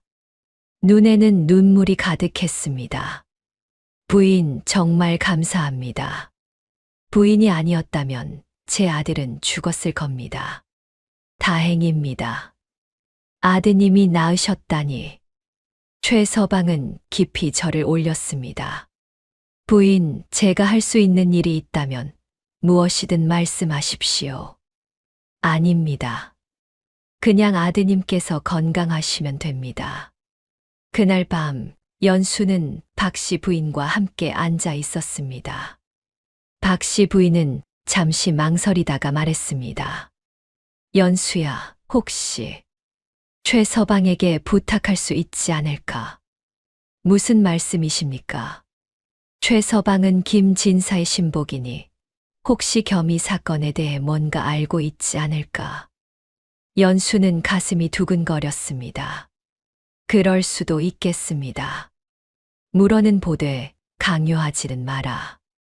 그 사람도 입장이 있을 테니. 알겠습니다, 어머님. 며칠 후 연수는 떡을 납품하러 갔습니다. 최 서방이 반갑게 맞아 주었습니다. 부인, 오늘도 좋은 떡을 가져오셨군요. 최 서방님, 잠깐 여쭤볼 게 있습니다. 말씀하십시오. 연수는 심호흡을 하고 조심스럽게 물었습니다. 혹시 서문겸이라는 선비를 아십니까? 최 서방의 얼굴이 굳어졌습니다. 서문겸. 그 이름을 어떻게 아십니까? 제 남편입니다. 최 서방은 얼굴이 창백해졌습니다. 부인의 남편이라고요? 예. 지금 옥에 갇혀 있습니다. 문서 위조 혐의로요. 최 서방은 뒤로 물러섰습니다. 그럼 부인께서 저를 도와주신 건? 연수는 고개를 저었습니다. 아닙니다. 처음에는 정보를 얻기 위해 접근한 게 맞습니다. 하지만 아드님이 아프다는 걸 알았을 때 그건 진심이었습니다. 부인, 사람이 죽어가는데 모른 척할 수 없었습니다. 그건 제 어머님께서 가르쳐 주신 것입니다. 최 서방은 한참을 말없이 서 있었습니다. 부인, 혹시 제게 무언가 알고 있는지 물으려고. 예. 혹시 그 일에 대해 아시는 게 있으신지 여쭤보고 싶었습니다. 하지만 강요하지는 않겠습니다. 최 서방님도 입장이 있으실 테니까요. 최 서방은 깊이 한숨을 쉬었습니다. 부인, 사실은 저도 그 일이 마음에 걸렸습니다. 연수는 숨을 죽였습니다. 무슨 말씀이십니까? 저는 우연히 알게 되었습니다. 최 서방은 주변을 살피고는 목소리를 낮췄습니다. 그날 밤 저는 주인 양반께 차를 드리러 사랑채에 갔습니다. 그런데 주인 양반께서 혼자 문서를 고치고 계셨습니다. 문서를요? 예. 서문겸 선비님께서 작성하신 문서였습니다. 주인 양반께서는 내용을 바꾸고 계셨습니다. 연수는 가슴이 뛰었습니다. 그럼 원본 문서는? 주인 양반께서 제게 간수하라고 주셨습니다. 증거를 없애라는 뜻이었지만 저는 참아 버릴 수가 없었습니다. 지금도 가지고 계십니까? 최 서방은 고개를 끄덕였습니다. 예. 늘 몸에 지니고 다닙니다.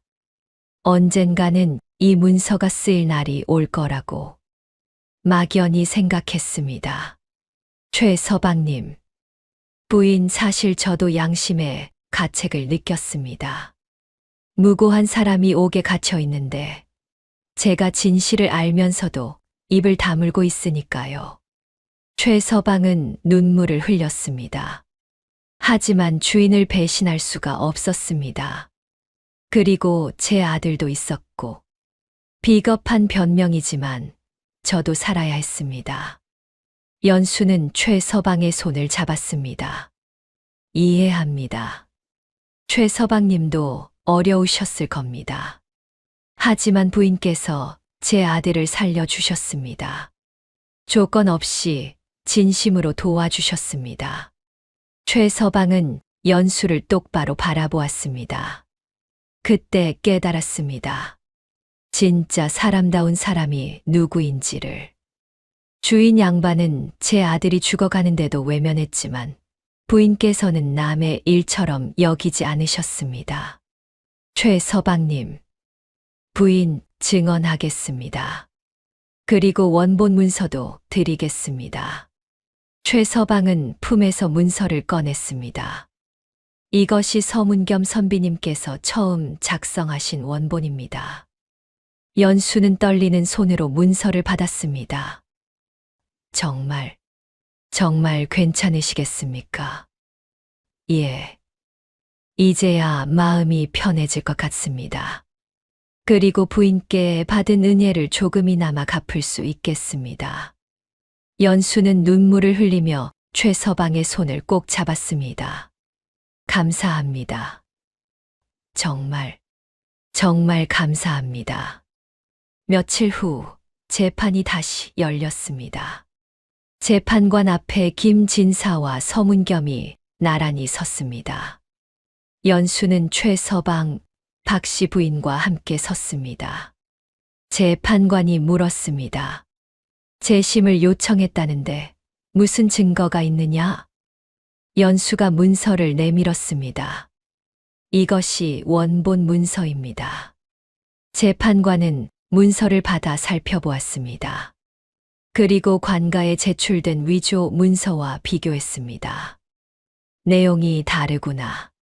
이게 어떻게 된 일이냐? 최서방이 앞으로 나섰습니다. 소인이 증언하겠습니다. 김진사는 최서방을 보고 얼굴이 창백해졌습니다. 최서방, 내가 감히. 재판관이 말했습니다. 조용히 하라. 증인, 알고 있는 바를 말하라. 최서방은 떨리는 목소리로 말했습니다. 소인은 그날 밤 주인 양반께 차를 드리러 사랑채에 갔습니다. 그런데 주인 양반께서 문서를 고치고 계셨습니다. 무슨 문서냐? 서문겸 선비님께서 작성하신 토지 문서였습니다. 주인 양반께서는 내용을 바꾸고 계셨습니다. 재판관은 김진사를 바라보았습니다. 그래서 주인 양반께서는 원본 문서를 제게 주시며 간수하라고 하셨습니다. 증거를 없애라는 뜻이었습니다. 내가 그 문서를 가지고 있었느냐? 예. 소인은 참아 버릴 수가 없어서 보관하고 있었습니다. 재판관은 김진사를 노려보았습니다. 김진사, 이게 사실이냐? 김진사가 최서방을 향해 소리쳤습니다. 내가 감히 주인을 배신하느냐? 최서방은 김진사를 똑바로 바라보았습니다. 배신이라뇨. 나리께서 먼저 무고한 사람을 배신하셨습니다. 그리고 제 아들이 죽어가는데도 외면하셨습니다. 그건. 하지만 서문겸 선비님의 부인께서는 조건 없이 제 아들을 살려주셨습니다.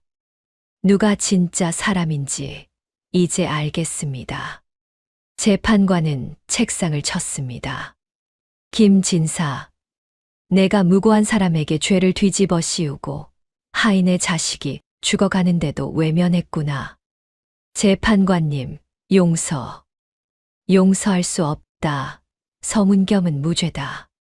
김진사는 그 자리에서 잡혀갔습니다. 서문겸은 풀려났습니다. 연수는 달려가 서문겸을 부축했습니다. 서방님. 서문겸은 연수를 바라보았습니다. 눈에 눈물이 가득했습니다. 연수, 당신이 나를 구했소. 박씨 부인도 달려왔습니다. 겸아. 세 사람은 서로를 껴안고 울었습니다. 연수는 최서방에게 다가가 깊이 절했습니다. 최서방님, 진심으로 감사드립니다. 최서방은 연수를 일으켜 세웠습니다. 아닙니다, 부인. 부인께서 제게 용기를 주셨고 사람의 도리를 가르쳐 주셨습니다. 며칠 후 최서방이 서문겸의 집을 찾아왔습니다. 선비님, 부인 찾아뵙겠습니다. 최서방님, 어서 오십시오. 최서방은 조심스럽게 말했습니다.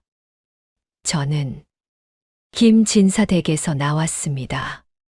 그러셨군요. 갈 곳이 없는데 혹시 이 집에서 일할 수 있을까요? 품삯은 적게 받아도 괜찮습니다. 서문겸은 박씨 부인과 연수를 바라보았습니다. 박씨 부인이 말했습니다. 최서방님, 우리 집은 가난합니다.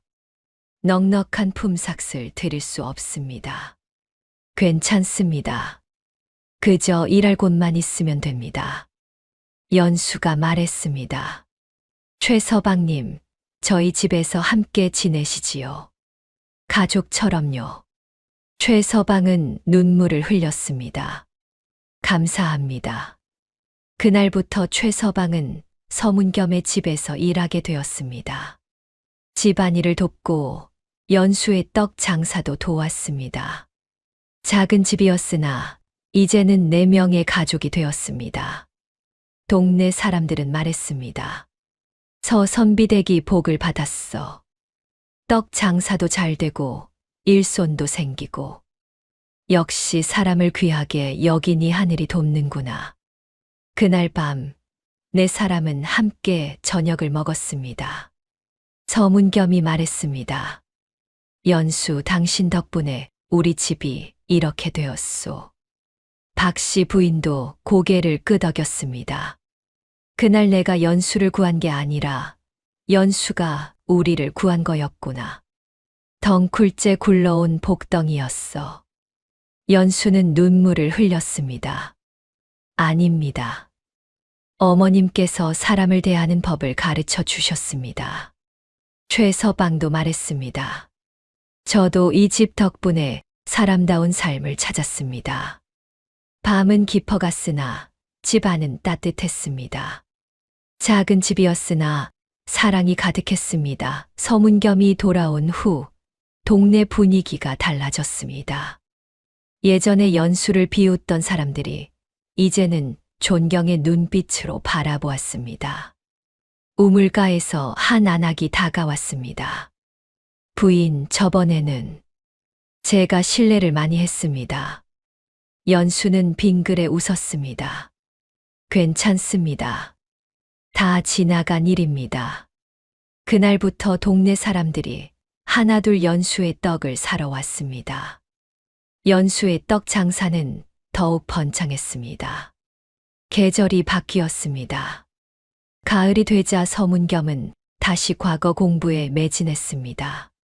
큰 양반집 대감이 책도 빌려주었고 격려도 아끼지 않았습니다. 서선비, 이번에는 꼭 급제하시오. 최선을 다하겠습니다. 대감마님. 연수는 서문겸을 뒷바라지했습니다. 밤늦게까지 공부하는 남편을 위해 따뜻한 차를 끓여주었고 조용히 곁을 지켰습니다. 드디어 과거 시험날이 다가왔습니다. 서문겸은 떨리는 마음으로 시험장으로 향했습니다. 연수와 박씨 부인 최서방은 집에서 기도했습니다. 며칠이 지나 발표일이 되었습니다. 온 가족이 함께 방을 보러 갔습니다. 서문겸은 방을 살펴보다가 자신의 이름을 발견했습니다. 그것도 장원급제였습니다. 장원이요, 장원급제했소. 연수는 눈물을 흘렸습니다. 박씨 부인도 기뻐하며 눈물을 흘렸고 최서방도 함께 기뻐했습니다. 서문겸은 궁궐로 들어가 임금을 아련했고 형조의 관리로 임명되었습니다. 집으로 돌아온 서문겸은 가족들에게 소식을 전했습니다. 그날 밤 작은 축하 잔치가 열렸습니다. 이웃들이 찾아와 축하했고 연수는 떡을 나누어 주었습니다. 며칠 후 뜻밖의 손님이 찾아왔습니다. 여기가 서문겸 선비댁이 맞습니까? 연수가 문을 열자 늙은 상인이 서 있었습니다. 누구십니까? 노인은 연수를 보더니 눈이 커졌습니다. 연수, 연수야, 나다. 아버지란다. 연수는 얼어붙었습니다. 아버지. 두 사람은 껴안고 울었습니다. 박씨 부인이 나와 노인을 집 안으로 모셨습니다. 방 안에 앉은 노인은 연수의 손을 꼭 잡았습니다. 연수야, 그동안 어떻게 지냈느냐? 아버지는요, 어떻게 저를 찾으셨어요? 이야기가 길단다. 노인은 차를 한 모금 마시고 말했습니다. 내가 사라진 후 나는 관가에 도움을 청했어. 사기를 당한 사실을 밝히려고 말이다. 그래서요? 시간이 걸렸지만 결국 진실이 밝혀졌단다. 사기꾼이 잡혔고 내 재산도 돌려받았어. 상단도 다시 일으켰지.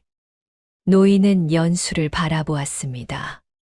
그리고 너를 찾기 시작했단다. 한양 곳곳을 수소문했어. 외동딸을 잃어버렸다고. 아버지. 그러다가 서문겸 선비가 장원 급제했다는 소문을 들었지. 그 선비의 부인이 떡을 아주 잘 만든다더구나. 노인은 빙그레 웃었습니다. 혹시나 해서 찾아왔는데 정말 내가 있구나. 연수는 눈물을 흘렸습니다. 아버지, 보고 싶었어요. 나도 그랬단다. 박씨 부인이 말했습니다. 연수는 우리 집의 복입니다. 노인은 박씨 부인에게 깊이 절했습니다. 부인, 제 딸을 받아주셔서 감사합니다. 아닙니다. 연수가 우리 집을 살렸습니다. 서문겸도 인사했습니다. 장인어른, 뵙게 되어 영광입니다. 아니야, 내가 영광이지. 장원 급제를 축하하네. 그날 밤 온 가족이 둘러앉아 이야기를 나누었습니다. 노인은 앞으로 자주 찾아오겠다고 약속했습니다. 연수야, 상단 일도 함께하자. 내가 만든 떡이면 한양 최고가 될 게 뻔하니까. 감사합니다, 아버지. 계절이 또 바뀌었습니다. 봄이 왔습니다. 연수는 아이를 가졌습니다. 서방님, 아이가 생겼습니다. 서문겸은 기뻐하며 연수를 안았습니다. 박씨 부인도 눈물을 흘렸습니다. 드디어 손주를 보는구나. 10달이 지났습니다. 연수는 건강한 딸을 낳았습니다. 아이는 통통하고 건강했습니다. 정말 건강한 아기입니다. 산파가 감탄했습니다. 박씨 부인은 손주를 안고 기뻐했습니다. 연수 닮았구나. 밥 잘 먹을 것 같아. 어머님, 그게 좋은 거란다. 밥 잘 먹어야 건강하지. 서문겸이 말했습니다. 이름을 설아라고 지으면 어떨까? 눈처럼 맑고 깨끗하라는 뜻이요. 좋습니다, 서방님. 연수의 아버지도 찾아와 손녀를 보았습니다. 우리 손녀 정말 건강하구나. 연수 어릴 때 똑같네. 설아는 정말 밥을 잘 먹었습니다. 통통하게 살이 오르며 건강하게 자랐습니다. 박씨 부인은 설아를 안고 동네를 돌아다녔습니다. 우리 손주 좀 보게. 얼마나 예쁜지. 사람들도 설아를 보며 감탄했습니다. 정말 복스럽게 생겼네요. 어머니 닮아서 건강하겠어요. 그래야지. 건강한 게 최고야. 이제 아무도 많이 먹는 것을 비웃지 않았습니다. 오히려 건강의 상징으로 여겼습니다. 세월이 흘렀습니다. 설아는 무럭무럭 자라 건강하고 똑똑한 아이가 되었습니다. 어머니를 닮아 떡 만드는 것을 좋아했고 할머니를 따라 사람들을 도왔습니다. 할머니, 저도 도와줄게요. 그래, 우리 설아가 참 착하구나. 서문겸은 형조에서 성실히 일했고 나중에는 더 높은 벼슬에 올랐습니다. 연수는 아버지와 함께 떡상단을 키웠습니다. 복떡상단이라는 이름으로 한양에서 제일 큰 떡상단이 되었습니다. 궁궐에서도 정기적으로 주문이 들어왔습니다. 박씨 부인은 건강하게 오래 사셨습니다. 손주 설아를 키우는 기쁨이 컸습니다. 설아야, 할머니가 옛날 이야기 해줄까? 좋아요, 할머니. 옛날 옛적 눈 내리는 밤에 할머니가 한 여인을 만났단다. 그게 엄마예요? 그래. 내 엄마는 덩굴째 굴러온 복덩이였어. 최서방은 복덕상단의 총책임자가 되었습니다. 아들도 건강하게 자라상단 일을 도왔습니다. 어느 가을날 온 가족이 마당에 모였습니다. 박씨 부인 서문겸, 연수, 설아, 연수의 아버지, 최서방 가족. 모두가 둘러앉아 이야기를 나누었습니다. 벌써 이렇게 세월이 흘렀구나. 박씨 부인이 말했습니다. 예, 어머님. 연수야, 그날 밤 내가 눈길에 쓰러져 있던 게 엊그제 같구나. 저도 기억합니다. 어머님께서 저를 구해 주셨지요. 박씨 부인은 고개를 저었습니다. 아니란다. 내가 우리를 구한 거야. 설아가 물었습니다. 할머니, 저도 밥 많이 먹으면 복이 와요? 모두가 웃었습니다. 그럼 우리 설아, 내가 건강하게 잘 먹고 자라는 게 바로 복이란다. 서문겸이 말했습니다.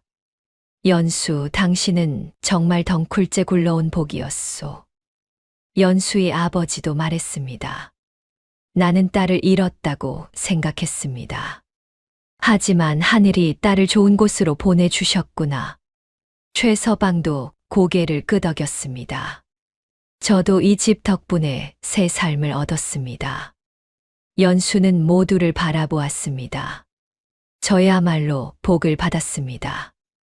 이 집이, 이 가족이 저희 복입니다. 해가 저물었습니다. 노을이 붉게 물들었습니다. 가족들은 조용히 앉아 노을을 바라보았습니다. 설아는 할머니 무릎에 앉아 졸고 있었습니다. 말은 없었으나 마음은 통했습니다. 그리고 사람들은 오래도록 이야기했습니다. 옛날 옛적 한선비 어머니가 눈 내리는 밤 한 여인을 구했다네. 덩치 큰 여인이었지. 사람들은 비웃었어. 하지만 그 여인은 복덩이였어. 떡을 만들어 집안을 일으켰고 남편을 구했지. 남편은 장원 급제했고 여인은 한양 최고의 떡장인이 되었다지. 맞아. 딸도 낳았는데 그 딸도 어머니처럼 건강하고 예쁘대. 밥 잘 먹는 게 복이래. 그래. 사람을 귀히 여기면 복이 온다더라. 이야기는 대대로 전해졌습니다. 덩굴째 굴러온 복덩이 며느리의 이야기. 사람을 귀히 여긴 집에 찾아온 복의 이야기. 그리고 그 교훈은 오늘날까지도 사람들의 마음속에 남아 있습니다. 여러분도 기억하십시오. 사람을 귀히 여기는 마음. 그것이 진짜 복을 부르는 길입니다. 다음 영상을 빠르게 만나보시려면 좋아요와 구독을 눌러주세요. 그럼 더 재미있는 영상으로 찾아뵙겠습니다. 모두 행복한 하루 보내세요. 감사합니다.